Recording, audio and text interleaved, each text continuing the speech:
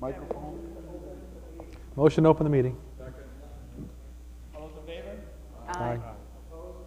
I was going to have a discussion, but somebody in the audience should recommend. All right, we have on the agenda tonight several items, but we had two quick ones that we wanted to get out of the way if we could. Sorry. Can I have a motion to take Article 20 first, out of order? 20. Article 20, right? Can I have a motion? Motion to hear Article 20 first. Second. Okay, Motion to untable Article 20. Oh, great. Can I have a motion to open the public hearing? So moved. Okay, Scotty? All those in favor? All those opposed? Great. And we are honored to be joined by our brethren on the Municipal Regulations Committee for this hearing. And this is on the capital outlay purchases. Pat, can you read that article or the spirit of it?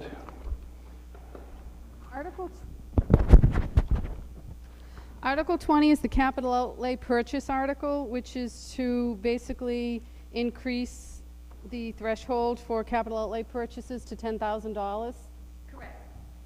Would you like to step up? Well, and just to remind everybody, the last time we met, we heard Article 19, I believe, 21. which was 21. I'm sorry, the one, it was either before or after. I was 50-50 on that one. And that article had to do with funding this particular article. So we've had that discussion already, but this is really just to establish or to change the bylaw. Welcome, Maureen. Welcome, Mr. Town Manager. Thank you, and I really appreciate being able to go first tonight. The purpose of this article is really to bring up the purchases to a uniform standard in the town, to follow the state bid threshold of $10,000. Right now, it is $4,000 for most of our town departments, and we want to make it uniform for all town departments that it would be $10,000. So rather than some department might have a higher, following the 1.5%, would have a higher amount, we want to eliminate that for town departments and just have it be $10,000 across the board so that it's easier to follow, to, catch any purchase that might come through that might be a capital, and have a uniform policy for the town. Before you get started, we just want to mention that municipal regulations is here for this article. Do we need to see if they have a quorum? We recognize them.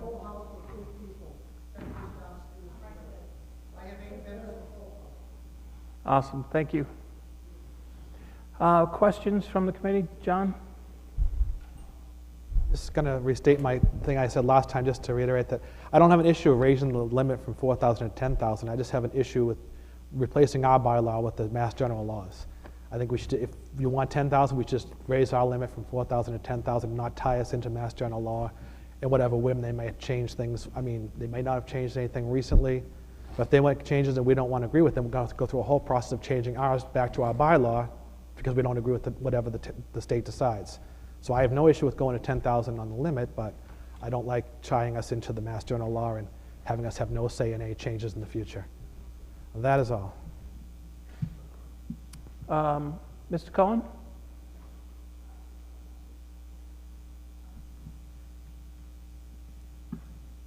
Robert Cohn, Municipal Chairman. On your Article 20, are you talking about stuff that has to go out to bid will go after $10,000? Up to $10,000 they can buy with the proper going through the channels of doing this. After $10,000 it has to go out to bid?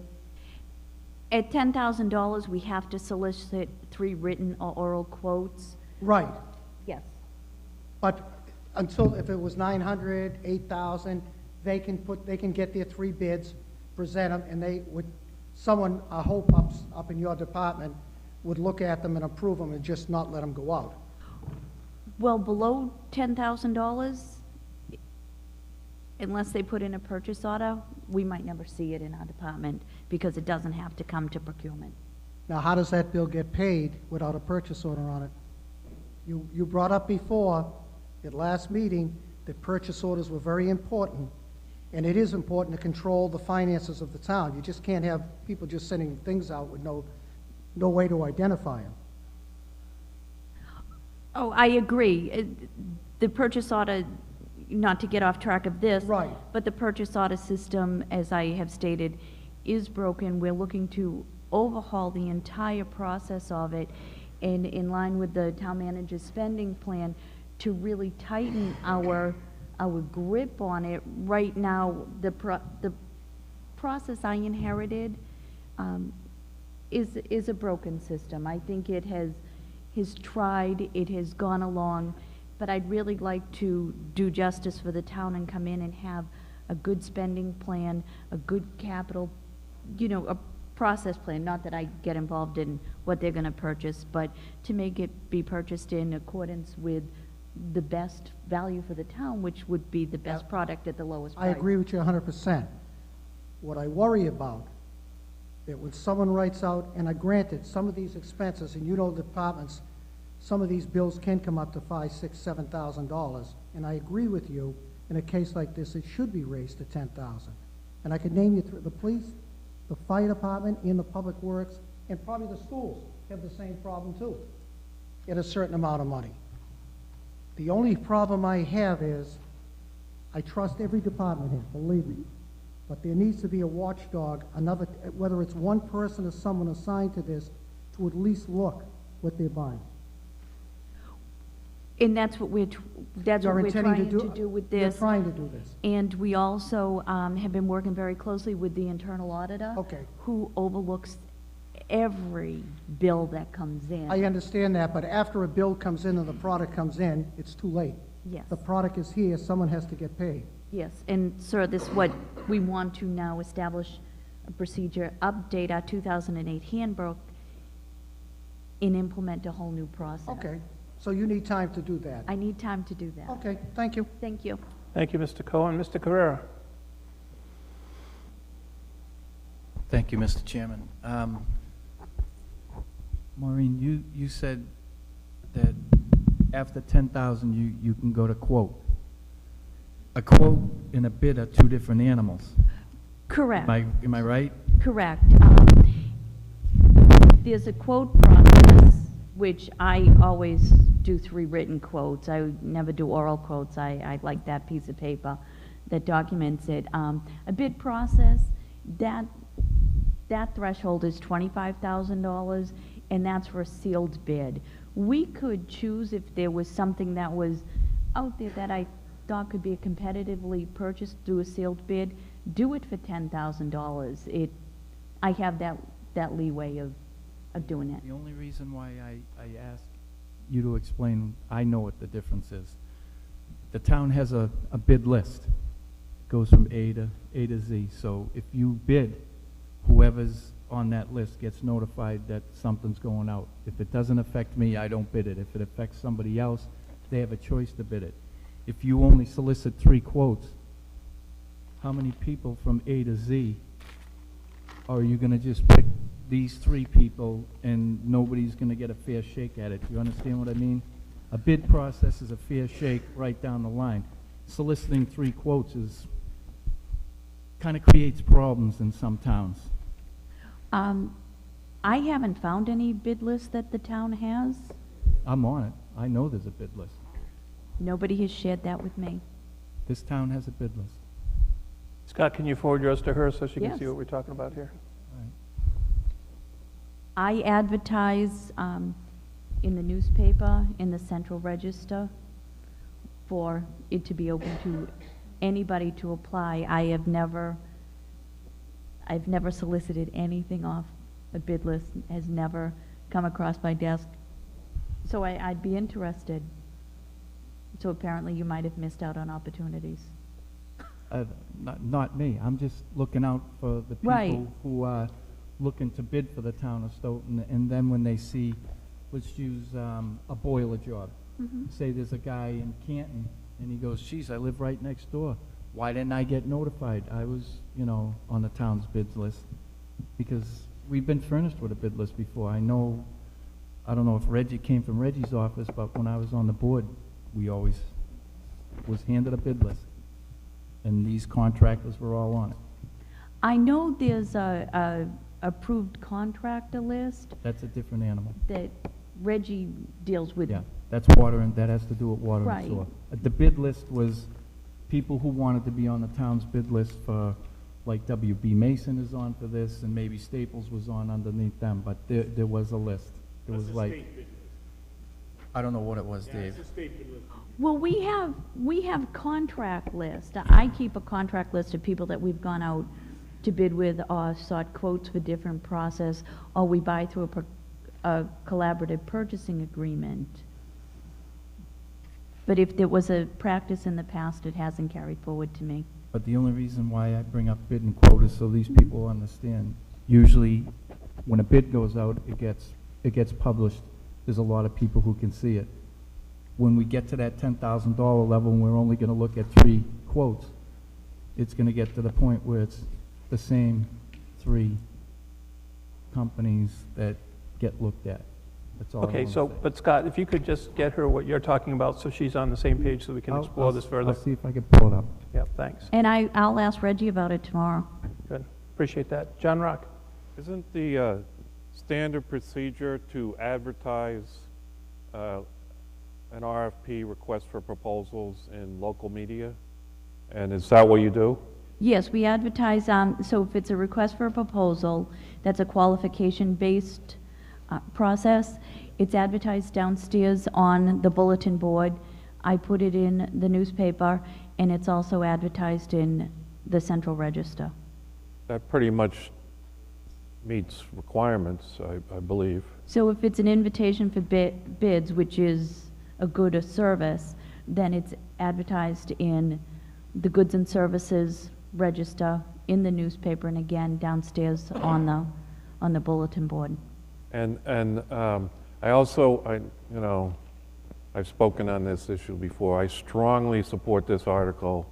I think it's time for the town to modernize, to join the rest of the towns who subscribe to this policy. And I just think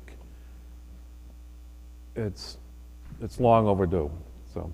And I will say that in the absence of any bid list, that usually any vendor that stops into my town and into my office, and there's a lot of residents that'll stop in, give me a card and say, hey, if you're putting out anything for this type of service, could you make sure you send it to me? And I do. And I have worked with the chamber to reach out to local businesses, because I believe it is important to support your local economy. Okay. Just a question. I think you've answered this before, Maureen. The state ceiling right now is $10,000? To solicit quotes, yes. Okay. And when's the last time that was changed? It went from 5,000 to 10,000, and that was July 1st of 2013. And that was the first change that ever had been made since it was instituted in, I believe, the 1980s. Okay. And now, when they did that change, then that brought the OSD, the state bid list, they're at 10,000. The Public Works 3039M is at 10,000. Construction is at 10,000. And Goods and Services, the Uniform Procurement Act, is at 10,000. And that was a big push by everybody to have everything uniform. And I think it's good practice for us. Okay. And just a reminder, and I think some of the concern is that people are going to exceed what's been appropriated by town meeting here. And the point to be made is that what's been appropriated by town meetings is what they can spend. So as bills come in, the town accountant will book those, and if he's seeing that an expense is approaching or at a budgeted number which was appropriated, he's going to encumber funds to protect that line so that they can't spend any more money on it. So if they buy something without purchase order that exceeds that, it's got to go back. So. And for going out to bid a quotes, I do have many conversations with the town accountant. I want to know where the funding is coming from, before I put it out, because it would be harmful to the town to put something out and then say, we don't have funding. Sometimes you might put out something in anticipation of a town meeting, but you specify that in the documents and say, we are going to town meeting. You might have something that you want to start July 2nd. So you want to be ready with your bid documents to capture a certain market. And be careful of that, because he's been trained to say that the funding's coming from the schools, so be careful. Any other questions? Okay. Thank you very much, Maureen. Oh, I'm sorry.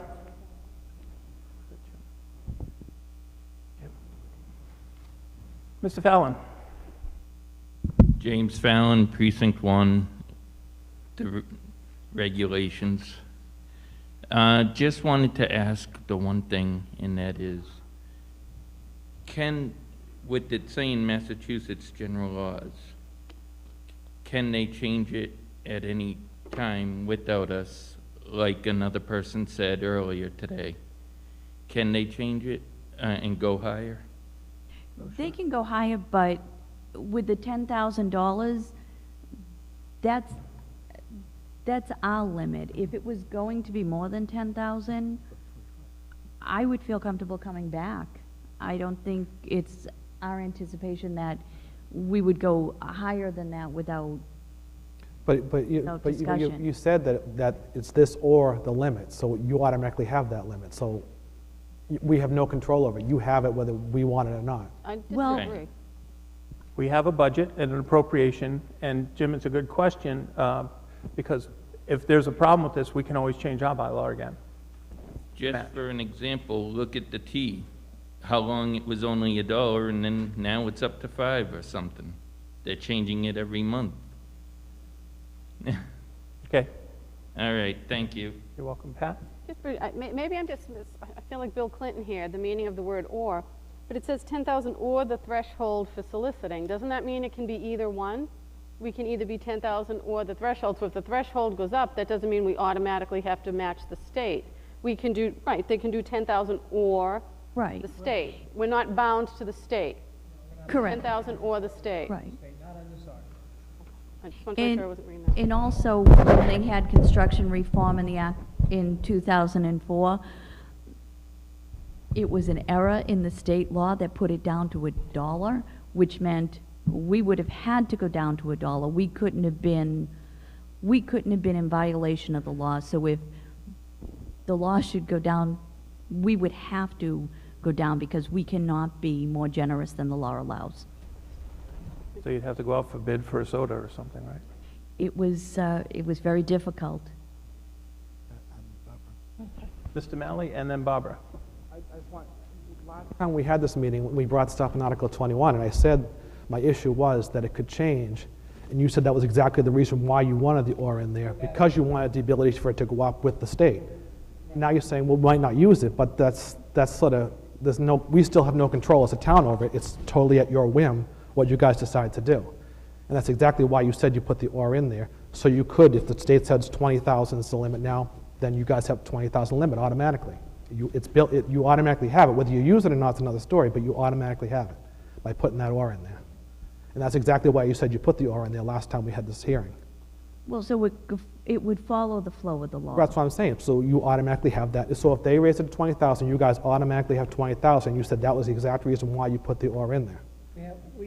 We automatically have authorization to go to 20,000. Right, that's what I'm saying. It doesn't mean we would go to But 20,000. but the town of Stoughton, the town meeting people might have an issue with the fact that all of a sudden now it's 20,000. That's why I don't like the or in there. That's Again, why I I'll said- go back to what I said last time. All we're asking to do is follow state law. It's really that simple. Right.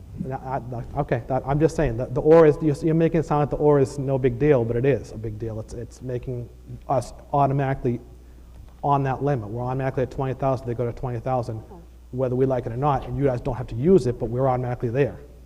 That's all I'm saying. Thanks, John. Barbara? I just want to agree with John, is that according to what you said last time, is that if it goes up, you can automatically go up. And so that's where we have our problem. Somebody a couple of years ago tried to get it to go up to 20, and town meeting voted it down. without a blink of an eye. So we're willing to go up, but we don't want to go unlimited and not have any say in it, and that's what the word "or" means. John Rock. Yeah, once again, I think that's a red herring. The state has only fiddled with the limit, has only changed the limit once in the last, what, 30 years? 30 years. It's just unrealistic.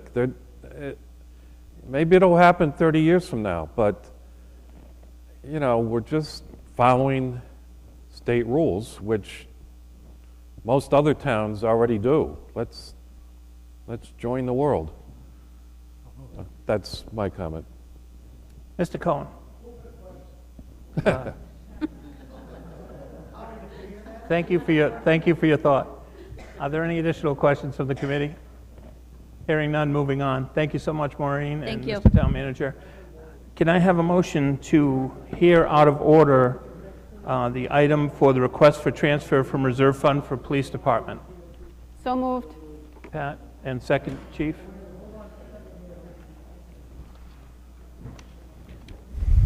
Chief. Dave Jordan. Dave Jordan. Welcome, Mr. Rowe. Good evening, everyone. We just don't see enough of you these days. So I'm the guilty party here. This is an example where the system did work. Hang on a second. Jim, give one more inch to that microphone because it distorts on you. What is it? No, back. Back away. Good, thanks. So the electronic requisition system that we had. Hang on.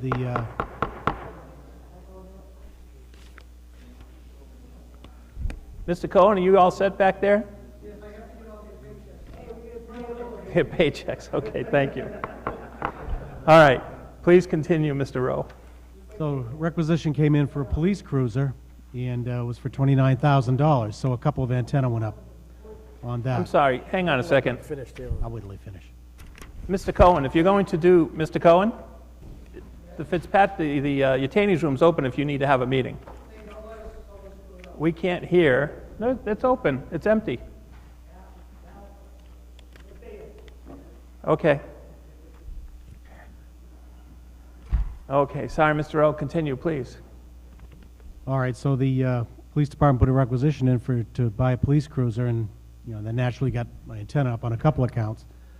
So was charged the insurance recovery account. Now there's a quirk in the state law which says that departments can spend up to $20,000 of insurance proceeds without appropriation. If it's over $20,000, the insurance proceeds are over $20,000, the entire amount has to be appropriated by town meeting. Departments can't spend it. So, did you all have a chance to read my email, by the way? Was that distributed? Did you send that out to the committee, Jim, Bill, or just me? Jamie was going to distribute it tonight, I think. Okay.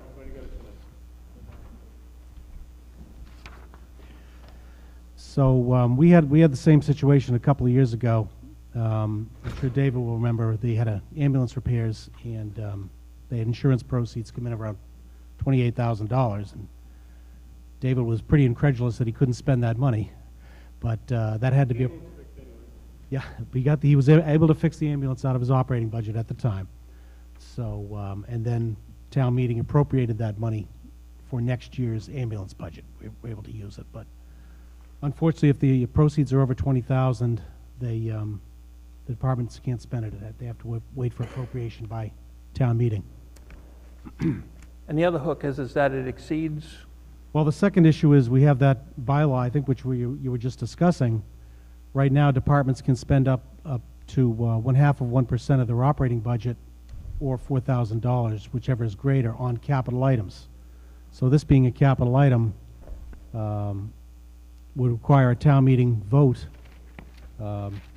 because the threshold, I think, would be $26,000 for the police department. So that threshold would be exceeded.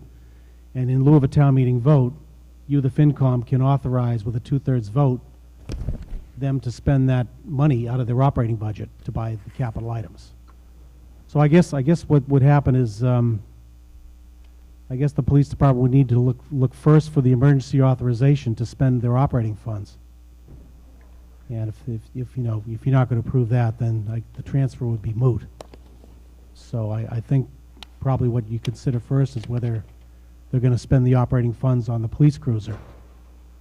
And then if they're going to authorize them to spend the funds on the police cruiser, then you would consider whether you want to supplement their budget to pay for that with the reserve fund transfer.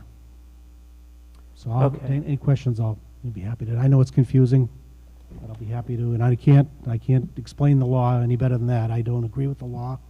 They are trying to increase that threshold to 150,000. There's some town administrators are trying to get that threshold raised so that departments can spend up to 150,000 of insurance or restitution proceeds. So in the order of business here, Bill, we would need to vote as a finance committee, a two-thirds vote to override section 47.4 to exceed the capital expense limit of $4,000 As for an this. emergency, and on an emergency authorization basis, And right. then go ahead and then vote and discuss. Well, I think that would and be the vote. logical way of doing it, yeah. If you're going to vote the transfer, but you're not going to approve the emergency spending of the operating funds, then Right. it would be moot, so. Okay. Well, that was my thinking, recommendation to the police department. We have that supplemental budget article on the town meeting warrant. So the FinCom could request that town meeting use that insurance money to replenish that reserve fund for the amount of the insurance check that came in. Bill, point of information, that's how they did the ambulance. Okay. So the net effect Thank on you, David. the net effect on the reserve fund will be like $3,200, the difference between the 26,498 and the request of 29,739. Yeah, but between the years, though. So next year, we're going to appropriate, hopefully, the town meeting will appropriate the original reserve, and it will go back in.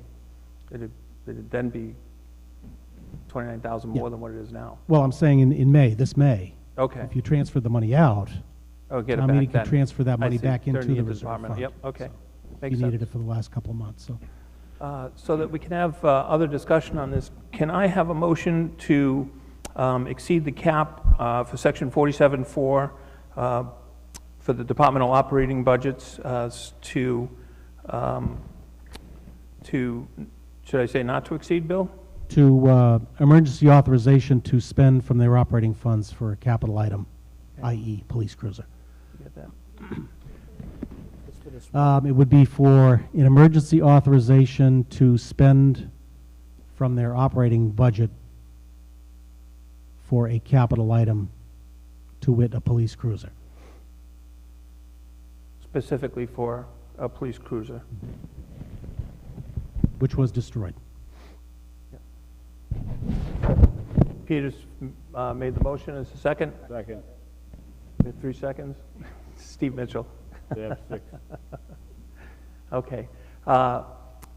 So we have a motion and a second discussion. Okay, seeing, hearing none. All those in favor of raising the cap? Aye. Okay, all those opposed? Any abstaining? 1? Okay. All right, now let's move on to the transfer. The transfers for $29,739 is to replace a police cruiser that was destroyed in an accident. We have a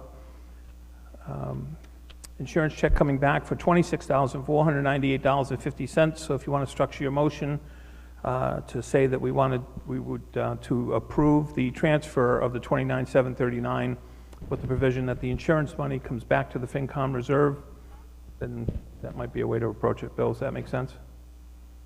Wait a minute. Well, how does that money? No. You can't just deposit the check into the FinCom reserve, though, can you? And a second. Right, no. He said we could have it reappropriated by town meeting. Well, it would, I'm wondering if that would make the transfer effective, though, if we put that contingency on it. Oh, then what? You know what I mean?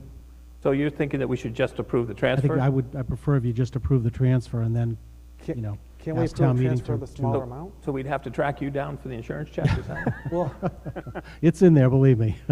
can't we approve the transfer of the difference? Because they're getting the insurance check. No, he can't spend the insurance has spend to the be. insurance. Oh, because Insurance it's, check has to be appropriated by town meeting, Yeah. so. Can't All right. spend it. I get it. I forgot All that right, part. so can I have a motion to approve the transfer? So moved. Move. Pat and David. Any discussion? Barbara? I was just curious as to what kind of a car they're getting, because they keep telling us the Cruiser is 40 grand. Well, the requisition is for the 29,739. I looked at it today. It's for the exact amount that they're you know, from 29,739 is the cost of the vehicle. Of the vehicle. Yeah. And do you happen to know what year it is? Is it brand new? Off the top of my head, no. Is it 2013? This says 2013, but no. No, this one's scratched out.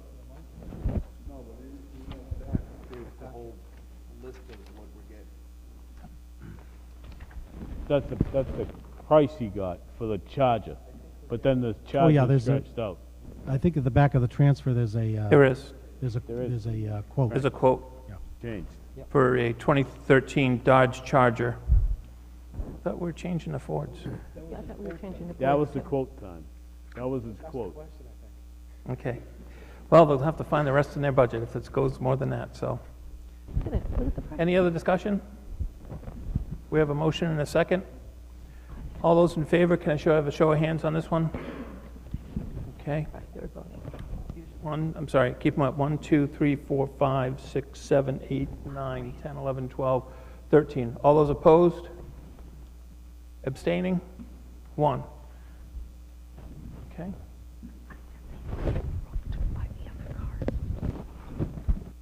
Yeah. That's 12-1, right? Okay, so that, the transfer is approved.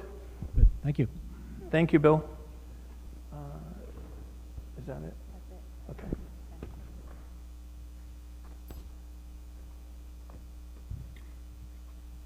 Okay, let's get back to the schools here. Let me just procedurally note that the articles that we heard at our last meeting were relisted for this meeting on the agenda only because they were re-advertised. And I think well, we did that because it was just a contingency in case we had to roll the discussion forward, which I think we covered all of those articles last time and there were no carryover items. So I'm just going to pass by those unless somebody wants to make a motion to I don't think we have to dismiss them. We don't need to hear them. Okay? Okay, at this moment, I'd like to welcome the school district representatives. And I'd like to welcome the school committee and our superintendent of schools to our meeting. Dr. Rizzi, Ms. Husseini, our chair of the school committee. Okay. Lovely to be here once again.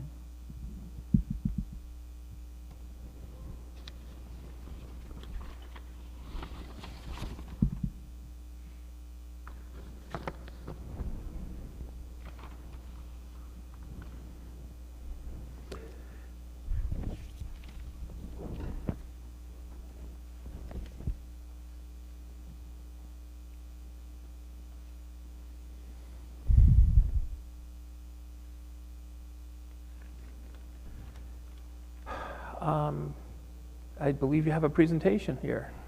Did you want to walk us Yes. through it? Yes, I was just waiting for you to say you were ready. Ready? Oh, we're ready. Well, good evening. It's lovely to see you all. And so this evening, we'll be discussing our budget as opposed to the articles. And I'll go through just an overview of the budget and touch some of the important points and the things that are in it and the rationale behind it. And then we're happy to answer any and all of your questions. I want to thank the subcommittee for a really great meeting on the budget that we had with them. And I'm going to be going through a lot of the things that we actually discussed at that meeting.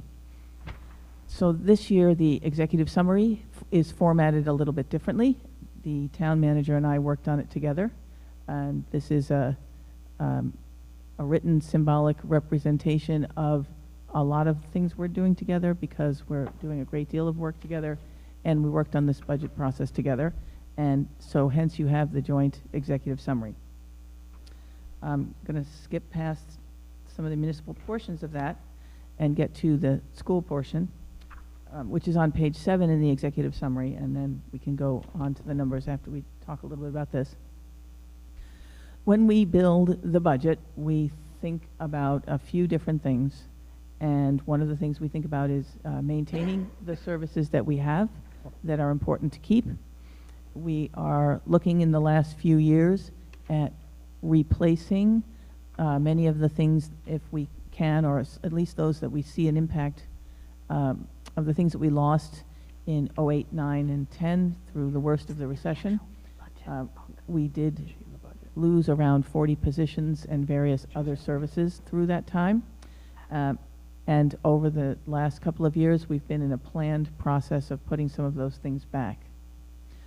We also looked at the 3-year plan. This was the 3rd year of the 21st Century Education Plan, so we looked at at that list.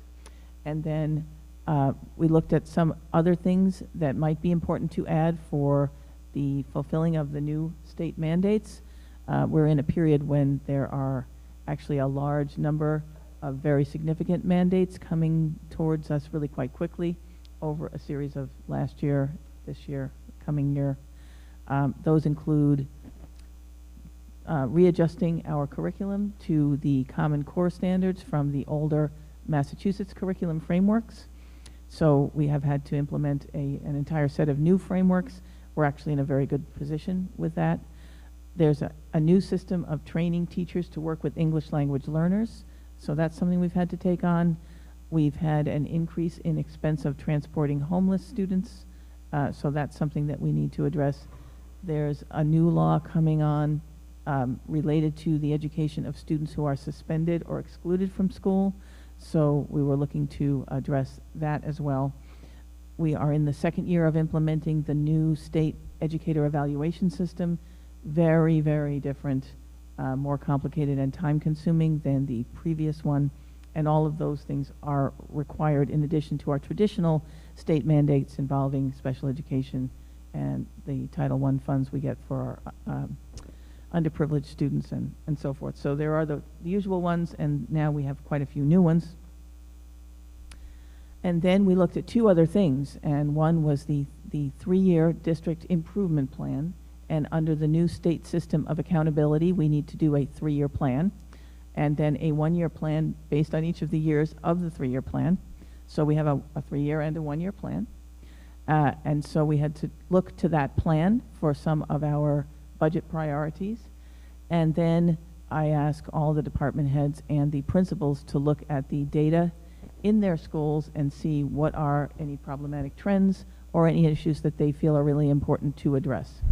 And as a result of that entire process, they come to me and I put together a budget, and the budget that you have before you includes level service, so everything that we had that we needed that's in the current budget FY14, and then a list compiled from all of those things that I just mentioned.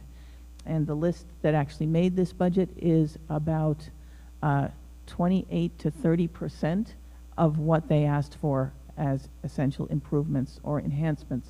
And obviously, that didn't seem in any way reasonable given the resources of the town. And so we pared down to the things that we thought were the most important. And of those things, some of them address the issues of special education.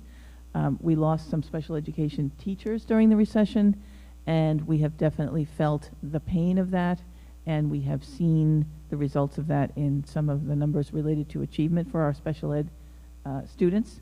So this budget proposal has a special ed teacher brought back for the middle school and for the high school, and 2 reading teachers at the elementary level, because we have special ed teachers that are doing reading work that we would like to redirect towards the special education population and have reading teachers for the kids who do not qualify for special needs services but need help with their reading. And one of the things that is a feature of the Common Core traditionally in this country and others, the expectation has been that in 3rd grade, children start reading to learn. So the expectation is their reading level is good enough that they can read through material in other curriculum areas and start to learn social studies and science that way, begin writing at a more sophisticated level.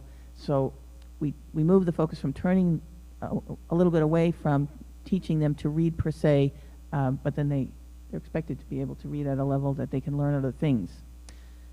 That being said, in the new Common Core, that expectation is moving to 2nd grade. So it's different children learn at different levels without being disabled. You see children learning to read and learning to read proficiently at a little bit different ages in the range of 4 to 7 or 8. And the expectations for being able to read fluently is actually pushing down into younger grades. And so we wanted to make sure that we were able to address that. We have started this year doing a remediation and an enrichment program in the afternoon after school, because we found that if children start falling behind in their skills, it can be hard to catch up. And if you're talking specifically about math, it's a cumulative pursuit. So if you don't understand the concept of addition, you will never understand the concept of multiplication. If you don't understand multiplication, then all of the things related to more advanced math is just closed to you. So we want to try and address the skills right when we see that there's a deficit so that children don't fall behind. And we wanted to add some enrichment modules because there's so much that we cram into the school day that there isn't always time for those advanced things that actually help children to learn higher order thinking, investigate science, and if they're more advanced, to be able to explore subjects in ways that they might not have time to do during the school day. That's in the FY14 budget, and we've added a bit for it in FY15. We've added to the amount that we hope to be able to do. And we have restored something that many people have said to me they've really missed, and that is the late bus service, so that when students and their parents are choosing, are they going to stay for a remediation or an enrichment program, we don't want the transportation home to be a barrier. So we're proposing to replace the late buses in elementary and secondary so that when we offer these programs to children, that's not going to be a reason that they don't choose to use them. So those are some of the highlights. We added, not for this budget, but the previous year, 2 curriculum coordinators, and we would like to add curriculum coordinators for the elementary level, because the amount of observations that administrators have to do of teachers now has gone from 2 a teacher a year to a minimum of 4 a teacher a year. And so these observations, just in terms of the numbers, the write-up, the follow-up, the meetings before and after them, it can actually make for really good conversations, but it is extremely burdensome in terms of time as compared to the old system. And one of the things that we lost in '09 were our coordinators and coaches in math and in ELA at the elementary level. So this is replacing those, but with people who also have the capacity to do some evaluations to help the elementary principals with that portion of that particular mandate. So those are some of the highlights, and I'm happy to go through it with you either section by section, line by line, or just go to whatever your particular individual questions might be. Barbara, Chair of the subcommittee, did you have any comments or thoughts that you wanted to add first? We went through the budget. John Rock and I went through the budget, and we went and we noticed anything that was different from the previous year, and we went over it. We also went over all of the positions that had been added last year to make sure that they had indeed been added and that they were being effective. And we went over all the new positions that we were putting into the budget this year so that we could understand what they were doing and whether or not they were going to be worth it. And the big thing that is going to change is we're going to take $97,901 out of this budget because the crossing guards are being put into the police department. So this budget's going to go down by that amount. And I think that was about it, John. Anything else? That was pretty much the summary. No, the administration and school committee gave us good explanations for all of our questions, justified the need for these staff. They're not really new positions, they're positions that used to exist, and they're just filling them now as funds permit. One thing I learned is that there's a lot of new students that enter into our system during the year. I was surprised by the number of new students. Maybe Superintendent Rizzi can speak to that. It surprised me. There are different trends that we see every year, and sometimes they're surprising, many things that we wouldn't necessarily anticipate. And there has been new housing that's come online in town, so we expected that there would be some influx of new students.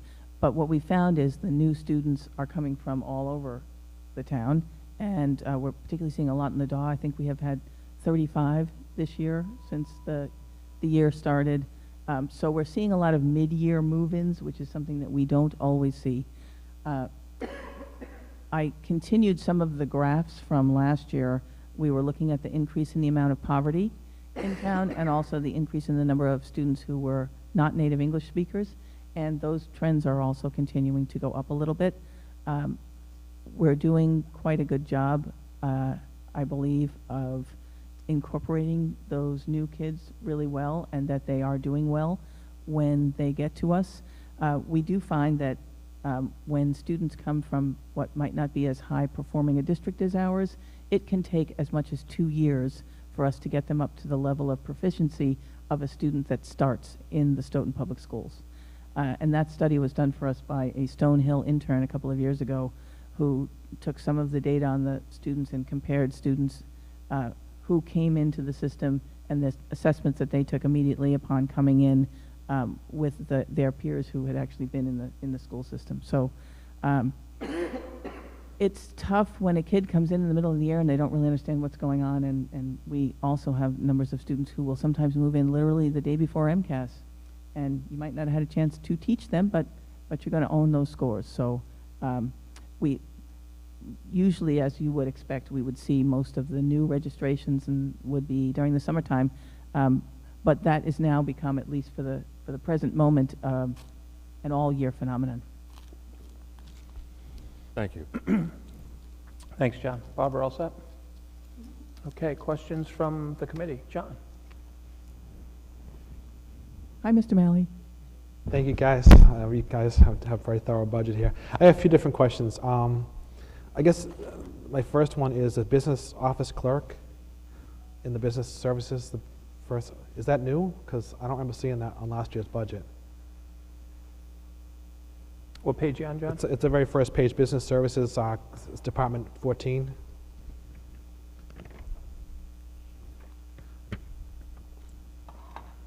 I don't think we had unless they came from a different department. That is, John,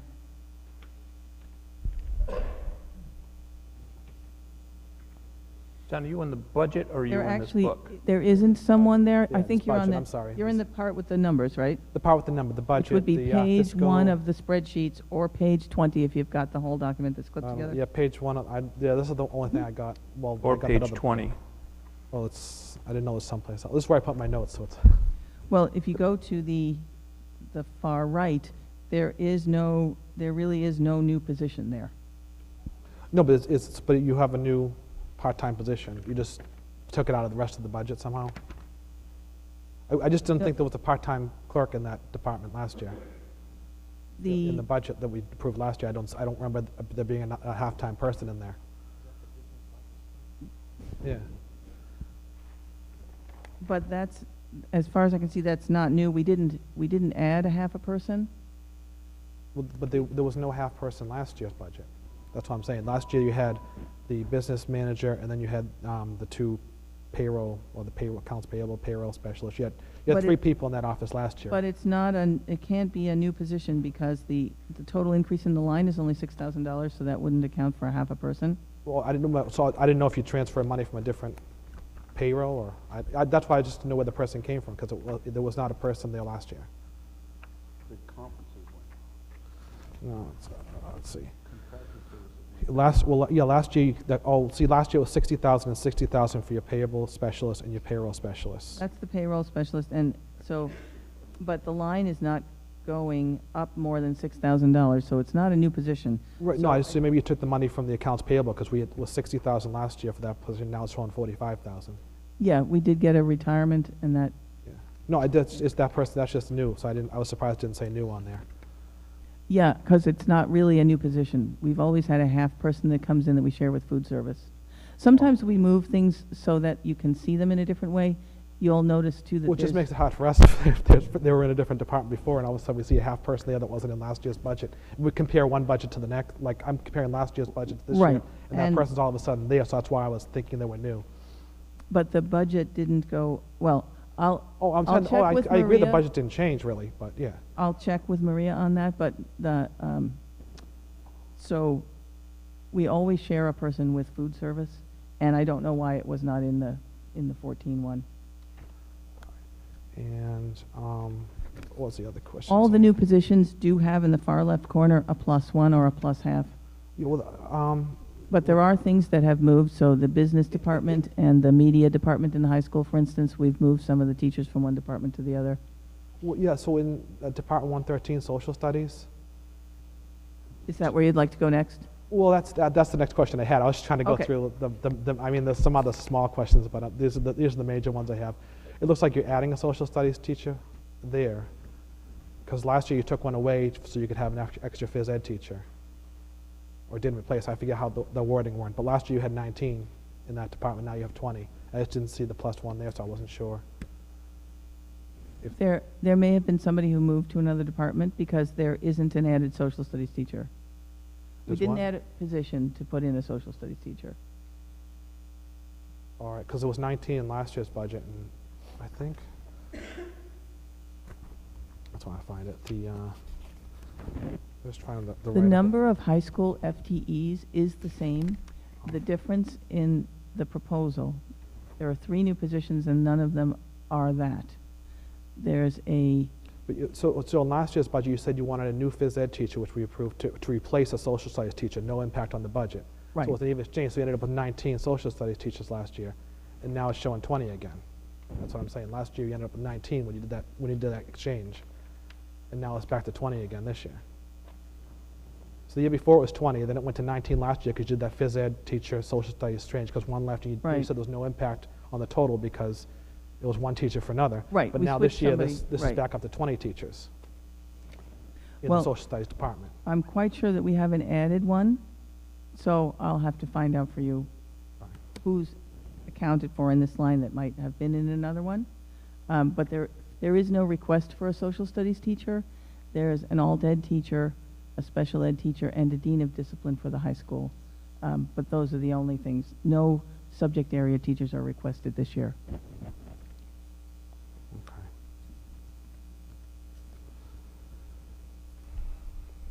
All right, well, I'm good for now, I guess.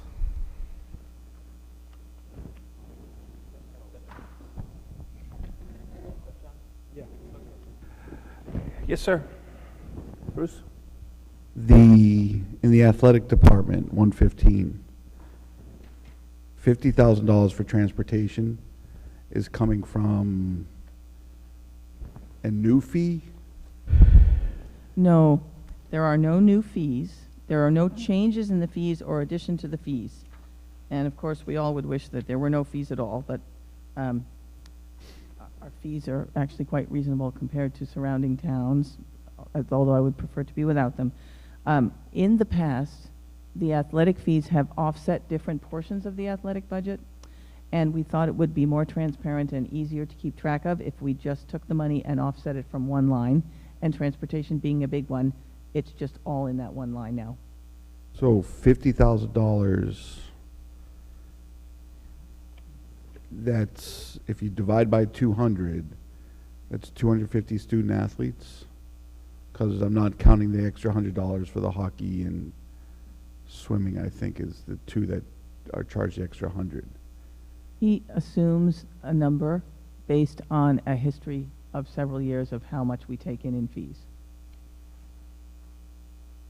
So there, people pay differently if they have one sport, two sports, three sports. So before in the past, the transportation in fiscal year 14, there was zero for, that wasn't budgeted. How did the kids get there? Say that again? On your budget here, fiscal year 14 shows zero for transportation. So how did kids get to the away games? There was money for transportation. Was it buried somewhere else? No, Because I know when I went to some away games, I saw buses.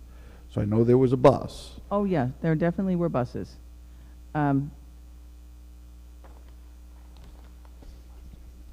Was there, I'll check for you. The offset is all from the transportation now.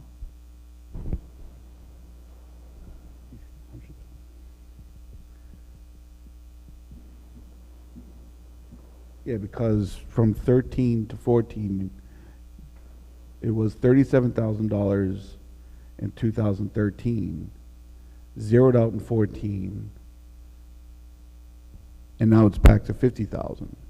So in terms of what is being shown here, the budget is going up from 463 to 539, which is a decent amount of money. Yeah, and some of it, I mean, you see that there is some Yeah. increase there.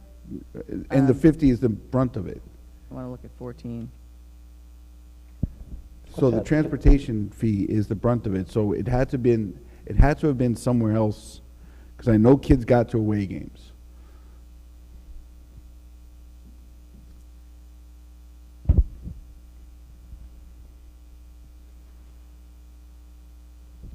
I'll have to get an answer for you from that, and I apologize because we actually moved the fees to offset one line so as to make it all easier to see. But Yeah, no, clearly it's 'cause not easier to see. Mr. Malley has last year's budget, and it says the fees collected $100,000 were for transportation, which is why you zeroed, it sounds like that's why you zeroed it out last year. Right. But I don't think you collected $100,000. So the So reason, okay, again, it's just kind of confusing the way it's presented here. the reason there would be 50,000 back in the budget is because of the anticipation of only having $50,000 to offset the transportation. But I will get a history of the fees so we know why he's assuming 50 and not more. I'm just looking at, like, your fiscal year 12, you expended $32,000 for transportation. And then 37, And then, and then 0, because $100,000 was, of the fees was put towards transportation. so in 13, And now there's 50 back. So I will find out from you why we did it, look forward to that. why we did it that way.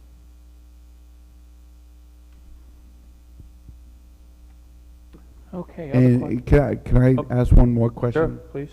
Late buses. You talked about late buses to assist with programs. Do students who pay for buses, are they the only ones who are allowed to ride the late bus? No, we're going to have, if the proposal is accepted, we're going to run 2 secondary late buses and 1 from every elementary school. So we believe that there will be enough seats for all of the children who stay after to get on the late bus. Okay, so anybody who participates in those programs Can will take be the getting late a bus. bus pass to, Yes. what's to prevent that person from getting on the bus in the morning? Well, they will have, A pass.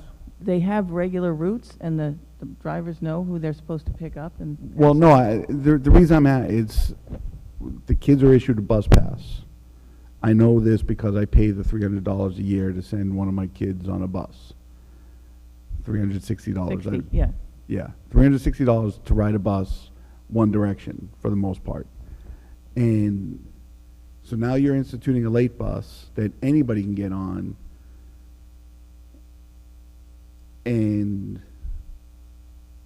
I'm just, like, is there going to be any controls over who can get onto that late bus the way they do it with the other buses?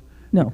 So the late bus is something separate, and if a kid is kept after for a session in high school or in the middle school, they can get on the late bus. Yes, and here's a problem I hope we have.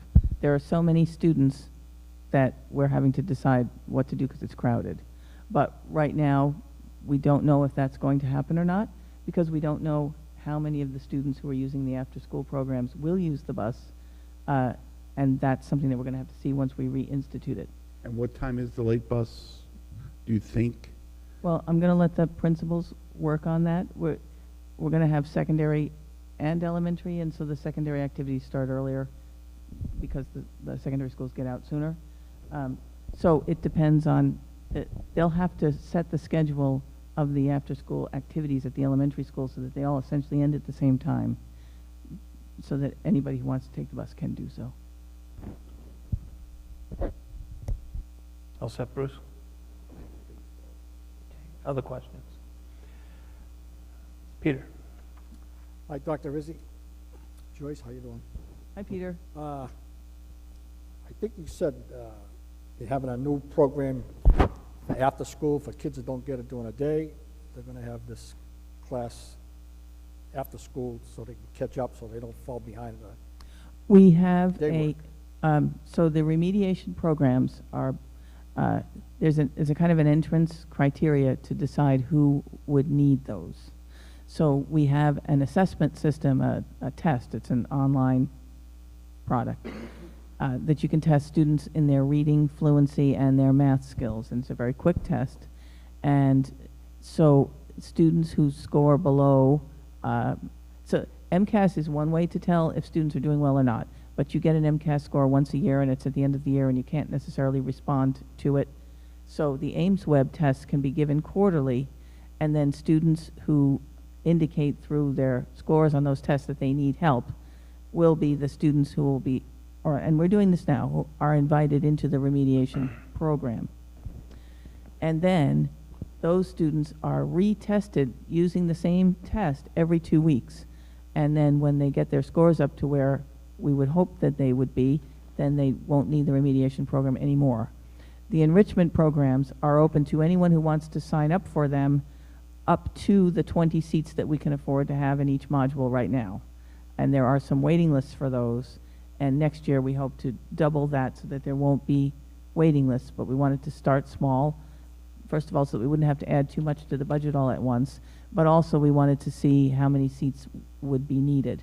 But we bought the Ames Web assessment before we started doing the remediation programs because we needed a way to see who needed the remediation and when they wouldn't need it anymore. All right. I'm having a little trouble hearing in this hall here, but if I'm hearing right, this is going to be a new program that you're starting. We already have it running this year. We're adding more money to it for this coming budget. How long has this been going on, this new program? A year, 2 years? This year, it's the first one. The FY14 Yeah, was the first. Shouldn't something like this have been going on for the last 50 years in the system? Well, we were all sitting at these same places, most of us, in 2008 and 9 when the bottom fell out. So a lot of things that might have been good, we just simply couldn't do. But philosophically, yeah, yes. All right. The other questions I have is... But I also want to say that I think that as time has gone on, the expectations for students have gotten higher and more rigorous, and the amount of things that the teachers have to cram into the day has gotten to be more, and so we see more children with the potential of falling behind than maybe we might have seen 50 years ago, and we have better ways to identify them. But theoretically, would it have been nice to give this to all the children who needed it in all the years that they needed it? Yes, sir. All right. Before we had No Child Left Behind, and I don't know what the programs from the government were before that, but it seems like every other president gets in there, he changes the whole system. Well, apparently, No Child Left Behind didn't work out too good. Correct. Now we're going into this Common Core standards, which when you read some of the stuff in print, they don't speak too highly of it. So couldn't a district, not just this district, any district, say, no, we're going to opt out of that, we're not going to go, we'll go alone and set our own curriculum to educate our own kids? No. No? So, no. Why?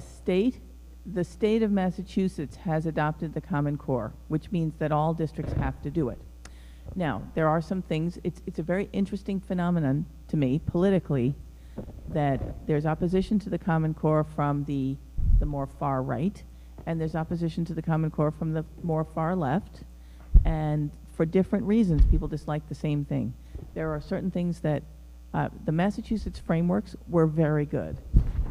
And the Common Core was written by people who used the Massachusetts frameworks to a large extent as a model.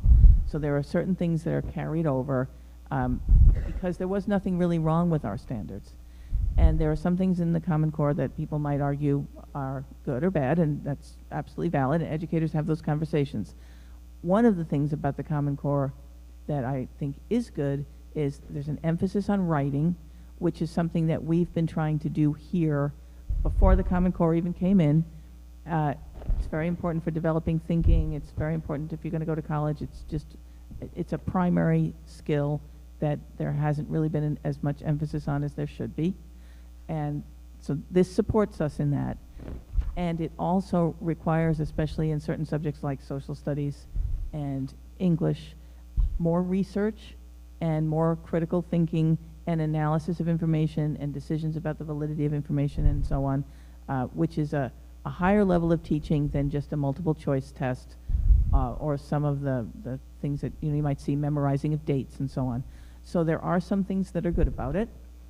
There are some things we may not like about it so much, and the teachers do have a lot of latitude in the way they teach things, the materials that they can choose, the kinds of assignments they can give.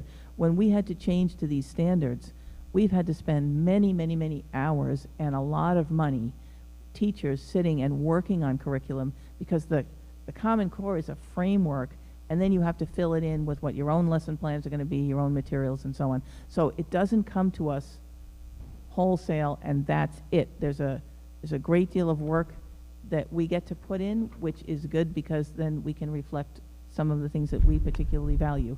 But once the state adopted it, it became not an option for a public school system to choose to ignore it completely. It's been imposed on us, actually. All right, but my question is, legally, can the district say no? And what happens? You lose some kind of state funding, that's it. So, I mean, to get into this, you're going to get some kind of funding from the state because you're going to hire more teachers and everything else. So what I'm trying to say is, if there's a way not to do this, and have the town fund it, well, forget about the state coming in with money. In the long run, it might be cheaper for the district. But you're not getting all these mandates.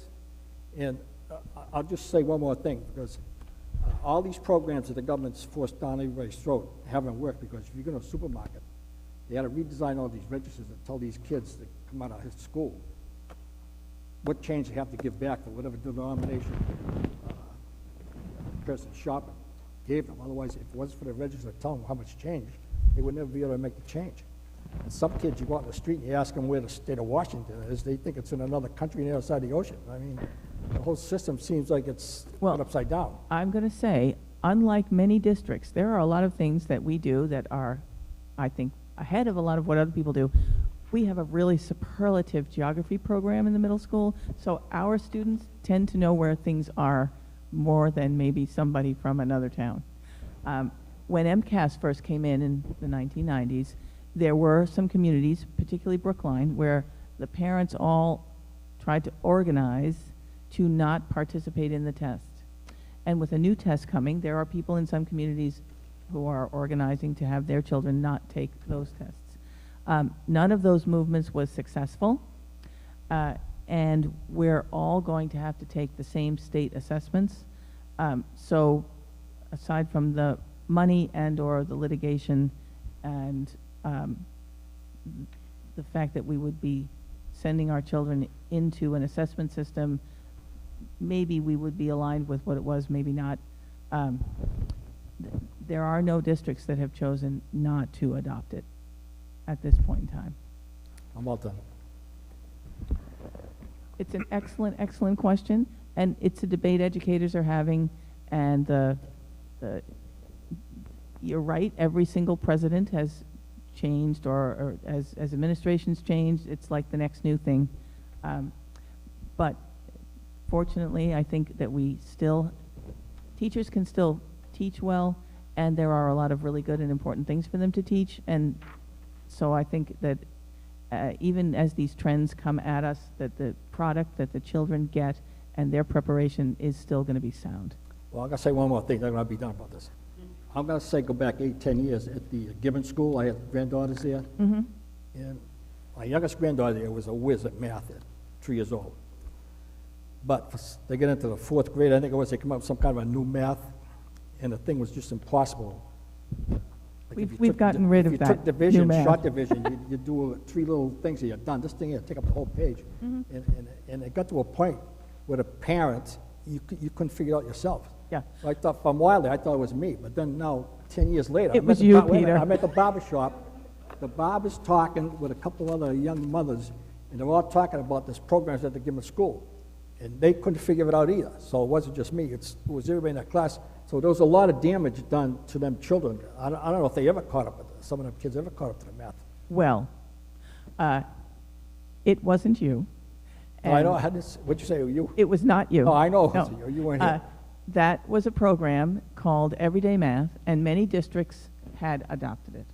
Now, math is a subject that 28% of the population does really well, and the rest of us don't. So over the years, the way people have tried to teach math has changed and changed and changed and changed and changed because it's just difficult to do it. So the pendulum goes this way, and the program that you're talking about took a constructivist approach, and it was hard to know when you'd mastered something, and it was being used all over the country. When the Common Core came in, and we knew it was coming 2 years ago, we actually used that opportunity to go to a program that's a more traditional program that looks, it's not like the children don't have to show their work, and you have to understand what you're doing, and it's not a kill and drill, but it's more like the traditional program that you or I might have been used to. When you understand it, it's very clear. Once you understand it, you go on to the next thing. So that was a kind of national experiment, which mostly everyone, including us, have moved away from. I think it's better off going back to the basics. You teach the kids the add, the subtraction, division, and multiplication. By the 3rd grade, they know it. And then as they keep going up, you keep boosting it up, making it harder and harder. So by the time they get out of high school, they know everything. But right now, that's why I think it's better off home rule. Let the district and the parents figure out some kind of a curriculum that's worked in the past for the last 100 years. Rather than throwing all this new stuff out there that just doesn't seem to go anywhere. Well, That's it. I'm done. What the math program now looks more like something I think you would find familiar, and it's because that other approach has gone its way now. John? I have a question. One more question. Department 116 was business education, Yes. and that's an additional person No. in there as well? Business education and the, I think it's media. We've moved some people from one department to another. So let me just find that. Yeah, it Okay, came so from- you'll see, So you took people out of the multimedia and put them in business education? and put them in business. And those things now are so closely related, because multimedia includes computers of some sorts. It includes computer-aided design. Some of the business things and the computer-related things bounce back and forth from one department to another because they're very closely related now. The television teacher, we could put in either department, and some of the other people are the same. Okay. No, I saw that last one. I knew that I had one more. I couldn't. No additions or subtractions, though. They just got moved. Thank you. This is a public hearing. Oh, sorry, Barbara, again? Okay, I have one more question. It's a Roberta question that I promised I would ask. So if you look on page 29 of the book, it says Dean of Discipline. That's the new position that you're adding. Yes. And if you look at last year's book, there was a student discipline under that same category that was only making $45,000, and they're gone now. So is this a different person, or is this person getting a really good raise? It's the Dean of Discipline, up until now, including this year, is a half-time Dean of Discipline, or three periods, and also a teacher in the alt ed program. So the high school needs the additional administrator, and they need a full-time person in the alt ed program. So a job that is now a composite job will be one person being an all Dean of Discipline and one person being alt ed teacher. Okay, So it will That's what you wanted add, to know. it will add a half an FTE to the alt ed program, Mhm. and it will give the person who's the Dean of Discipline the full day to do that job. Okay, thank you. Okay. Dean of Disciplines, that's not like an MMA person or...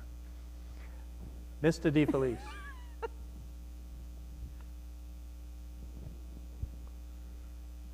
Thank you, Mr. Chairman. I had a couple of questions I'd like to address to Dr. Rizzi regarding that Common Core program. A few months ago, they had a thing on TV. They talked about Common Core, not only here but nationwide. And during that, one of the things they talked about, they said the state of Massachusetts is in a 2-year moratorium on Common Core. Are you aware of that? We're actually not in a moratorium at the moment. We are implementing the Common Core. I'm talking about at the state level, not here. At the state level. Okay, that contradicts what was said in the show, but that's okay. One of the things, too, that I found somewhat troubling with that program is that it's like a one-size-fits-all, so that the government is setting this Common Core up for every state in the union, and there's something like 35 or 36 states that have not adopted it. And as you mentioned, Massachusetts has. One of the concerns that I heard voiced was that it's going to take a lot of the decision-making away from the individual towns or districts as far as curricular choices and so forth, and books, what books would be used. How do you feel on that? There's a lot of latitude in the Common Core to teach different ways and to get at the skills in different ways that individual teachers might want to do it. There's a lot of room in terms of books that you would use. It's not that different for us because the Massachusetts frameworks were statewide and the same for every district and every grade level. So we're going from one set of standards that's consistent across the whole state to another set that's consistent across the whole state, and there are other states that are doing it. So as I was saying, like the proficiency in reading is moving down. Certain things in math, the 6th grade math is changing a fair amount. There's more of an emphasis on writing everywhere, but we're going from a set of fixed standards that we've had since the 1990s to a slightly different set of fixed standards, but it's not that all of a sudden all the freedom has gone away. It hasn't gone away, and we haven't had freedom from a consistent standard since the Massachusetts frameworks came online anyway. One of the things I think that's concerning, that if the Common Core, that's why they call it Common Core, because every state has to abide by what the federal government, Department of Education says. So the concern might be that, for example, if this would fit, say, Mississippi, it may not fit Massachusetts. So the concern is that, again, this one-size-fits-all type of thing can be detrimental, because at some point, you're going to, the town, the district is going to have less and less authority, because the government is going to basically tell you what books to use and what to teach. So that's, I think, as you mentioned, there's people on both sides coming in on this, and I think those are some of the reasons. Thank you. Well, it has made an interesting partnership between people who don't agree on anything else, but agree that they don't particularly like this. I don't think that the teachers are feeling that it is as damaging or as constraining to them as some of the critics think it might be. And some of the emphasis on things like critical thinking and really deep writing skills are something that we really kind of do welcome. No, it is something of a mixed bag, but we're not yet limited to certain books or so on. And part of the purpose was so that there are states that have not had as high a standard or as rigorous a standard as Massachusetts, and I think part of the goal was for those states to kind of come up to the level of rigor that we actually have enjoyed. We're going to bring Massachusetts down. So other questions from the audience, and I'll take you, sir, if you could tell us who you are, and then Mr. Baeta. Evening. Joe Baeta, 239 Chemung Street, parent of a student in the school department and a public educator. I've been away, used to be a member of the school committee for 6 years, and I know many of the faces around the table, a lot of good friends around the table, actually. I think a couple of concerns that were mentioned that I just wanted to comment on, one of which is this idea of my friends on the right with an R after their names who many years ago supported the NCLB Act, and today we're having discussions about Common Core. I sit as a superintendent in a public school system. This is something that I think most of us knew was going to happen as superintendents in school committees. Unfortunately for finance committees, selectmen, and people not necessarily maybe with parents, kids in the school system, the concern that I have is that Stoughton is changing. I pick up my daughter at the Hanson School, a great school with a great education, with great teachers, by the way. And what I am seeing is a changing demographic of the town of Stoughton every single day. I happen to be a person who immigrated to this country at 5 years of age. I'm a graduate of the school system, believe in the school department and everything that's going on. But we are changing. And as we change with the poverty rates, with more students of English language learners, with Common Core, with evaluation, and the list goes on as the superintendent mentioned, it is imperative that the Finance Committee and the town meeting support the public education budget. Because if we don't, we're going to try to play catch-up with some of the other surrounding communities that we have around us who 30 or 40 years ago, when some of you were going to school, were considered the best school systems around. And today they are struggling. And they are struggling because they did not meet those needs the way that they needed to. And one of them is a neighboring community that I, as a kid, had a lot of friends from, and I really can't believe what that community has turned into today. And for me, it's not about race, it's not about class, it's about making sure that we as a community understand the needs of our school department. It is the biggest business in town when you think of expenses as well as salaries, as well as things like Ames web testing that the superintendent mentioned and how we're trying to provide these services. As Bruce mentioned, the issue of after-school busing. It is one of the biggest issues that I deal with as superintendent is how to provide after-school busing for my students who need to stay after school. Need to stay after school, not necessarily want to stay after school. And so for me as a parent today and a taxpayer in this town, the most imperative thing, and the first time actually that I've spoken publicly, because I'm usually careful because of what I do for a living, is making sure that people understand our changing demographics. And if we are not careful as a community, we're going to go down a path we don't want to go. So as far as I'm concerned, I think we need to be fiscally wise. I appreciate the questions that FinCom has done of other, believe it or not, I've been watching you on TV on the nights that I'm home, which means I have a pretty boring life. But it's imperative that you ask the right questions, and I appreciate that. But as a parent, for the first time of a grade 2 student, I ask you to look at this budget, ask the critical questions, but at the end of the day, support the job of the superintendent and the school committee who have asked you to sit and told you this is what we need in order to make this work. Thank you. Thank you, Mr. Paeta. Dr. Brown? Dr. Brown, 70 Drinkwater Ave, Stoughton, and I have to agree with Dr. Rizzi here. I'm also an educator in Massachusetts, in Boston, and Common Core is something that has a positive side of it. If a child moves from Boston to Stoughton to anywhere, they can now know there's going to be continuity in the education process versus there'd be a standard here in Stoughton and a standard here. The standards are the same. In the way we teach the children, we have the standards here, but we differentiate instruction so that everybody gets to learn. So everybody gets a shot at it. If they're the kids who are not doing as well, the standard still stands, and we implement programs to make this work. This is why I think we should support what we're trying to do here, because we need to keep the standards here high. But we still need to support those students who are at the lower end of the challenging as far as being educated to make us all have the same standard across the board. Thank you. Thank you, Dr. Brown. Anybody else from the public would like to have anything to say on this subject, the school budgets? Anybody from the committee? All the questions? Okay. Well, Ed?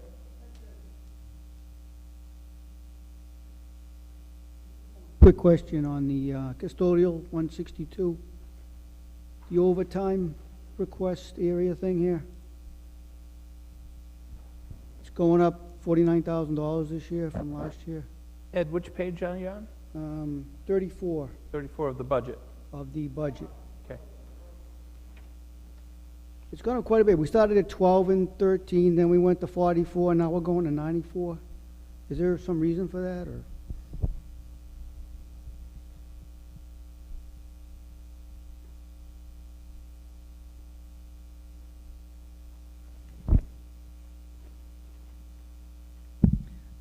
I don't remember why the increase in overtime.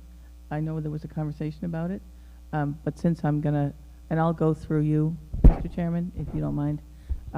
Since I'm going to find the answer to Mr. Malley's question about the busing, and there was another question about the person in the business office, I'll get the answer for that. I didn't bring all the big backup books with me tonight, but I'll find out the answer to that for you. I have two quick questions. We now have 2 officers back in the schools? We do. We have 2 school resource officers. Okay. It's been spectacular. Okay. Well, can you elaborate on that a little bit? I'd like to figure out what's happening there. How's it helped? So the chief had this planned for a while. It took a little while to get both officers on. So this year they came on in sequence. We have had the help of Detective Hardy, who's the juvenile detective for the town, and he's been extremely responsive, and he's been working with us for years. Resource officers are one of those things that got lost in budget cuts, actually even before the more recent budget cuts. But there's huge benefit all around to having a close and vital relationship with the police department and the school district. These particular officers are really committed to working with children and working in the schools. So one of the things they're able to do is develop relationships with students, so they hear things, they understand what's going on, they can be aware of any potential problems that might happen even before that they happen. They are working very, very closely with us on matters of security. We've done a lot of changing of our security protocols.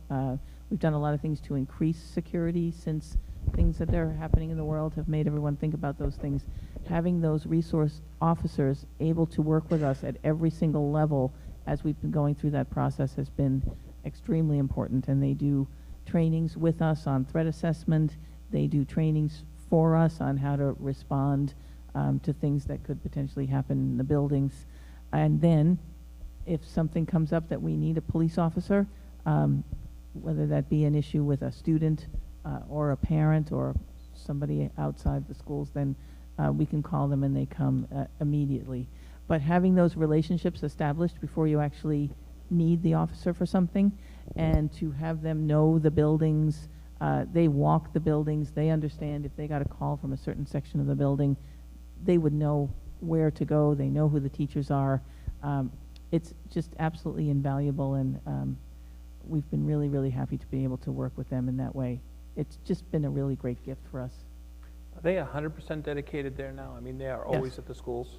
Okay, Detective Hardy still does what he does, which is sort of juvenile focus, but is a little bit more broad, and the 2 officers they're completely assigned to us. And how do you communicate with them if you have a problem in the schools? One of them essentially floats among the elementary schools. One is housed primarily in the middle school, and then Officer Hardy is primarily in the high school. So each of the larger secondary schools has their go-to person, and then Officer Isabel is for all the elementaries. And then when we have a district training or something, then they'll all come. So if you need to get a hold of one quickly, how do you do that? Cell phone. Cell phone, okay. Mr. Dolinsky. Along these lines of security, I recommend possibly additional cameras video cameras around the schools, because it's apparent to everybody that some of the thievery that goes on in the school, which there is a lot of, the kids who are doing the crimes, they know where the cameras are and aren't. And from personal experience, I know that some of this thievery is upwards of a couple $100. The, as with all of our maintenance issues, and this being one that definitely has to have a high priority, we're staging the increase of cameras at individual schools, so there is a plan in place. And I'm going to be a little vague about this because it's very important that I not give an extremely detailed description of what our security measures were versus what they are versus what they're going to be. I don't want to make it any of those things, including what you're talking about, easy for anyone. That's prudent, and we're not asking. So I can tell you that we have many conversations, the district crisis team, the leadership team, the building crisis team, and then I have with Mr. Harding when we're looking at his budget and the expending of his money throughout the year. And because you can't get, say, hundreds of thousands all at once, we actually have a staged plan, and that is along with other technology-related security matters definitely being addressed. My last question is regarding the IT department. Can you tell us what's happening there? Is it? Well, there are a lot of changes happening in the IT department. After many years of serving both sides of the town of Stoughton, Dr. Larry Gray is retiring.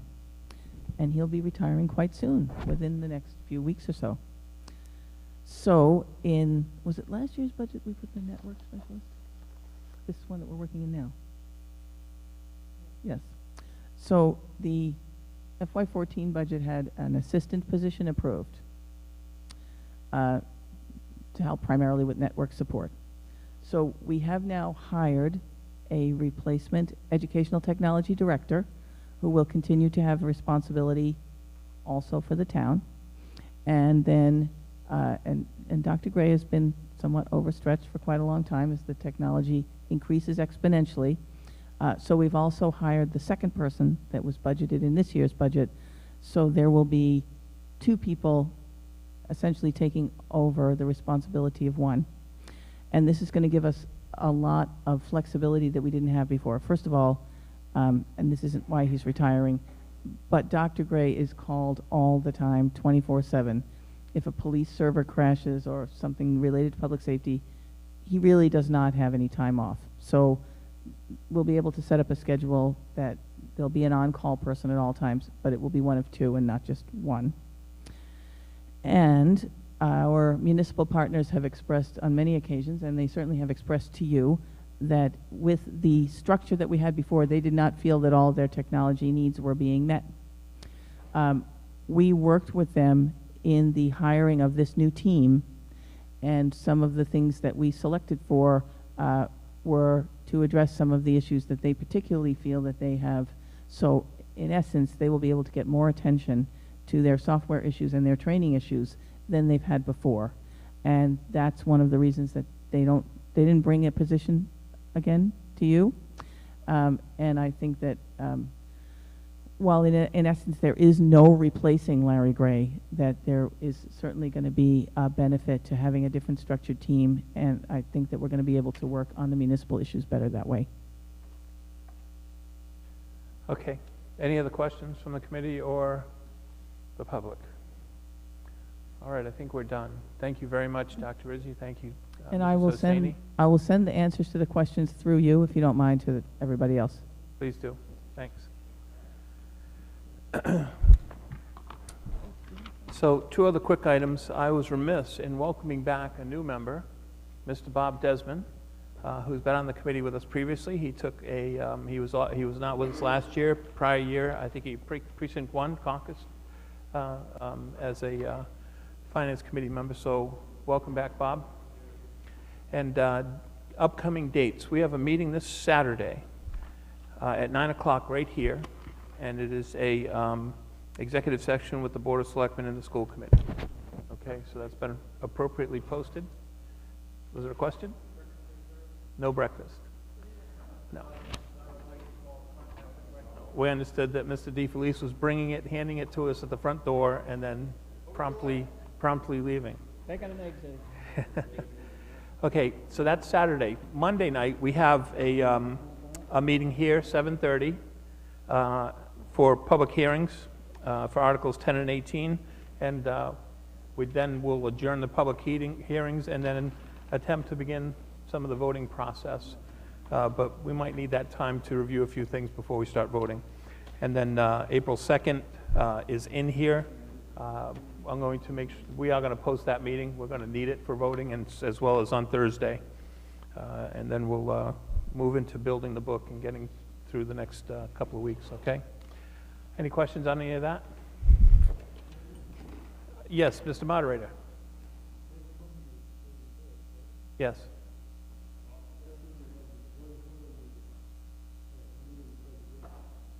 Yes.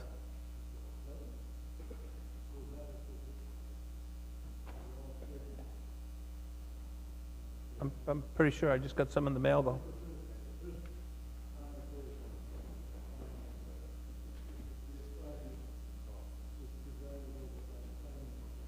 Okay. All right. Thank you, Mr. Moderator. All right, that's it. Can I have a motion to adjourn? Bruce and Steve is a second. Jim is a second. All those in favor? All those opposed?